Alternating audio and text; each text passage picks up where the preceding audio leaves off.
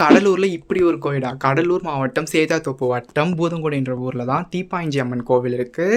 இந்த அம்மன் பேர் வந்து தீப்பாய்ந்த நாச்சியார்னு சொல்கிறாங்க. ஏன் வந்து இந்த அம்மனை வந்து தீப்பாய்ந்த நாச்சியார்னு சொல்கிறாங்களா? இவங்க வந்து சின்ன வயசில் ஒரு 5 வயசில் வந்து காட்டில் வந்து கண்டெடுக்கப்படுறாங்க ஒரு வளர்ப்பு அப்பாவால். அவங்க வந்து என்ன பண்ணுறாங்கன்னா வளர்த்துட்டு வராங்க தன்னோட பொண்ணை. ஒரு 20 வயசு பொண்ணு தாண்டும் போது அவங்க அப்பா வந்து இறந்து போயிடுறாங்க.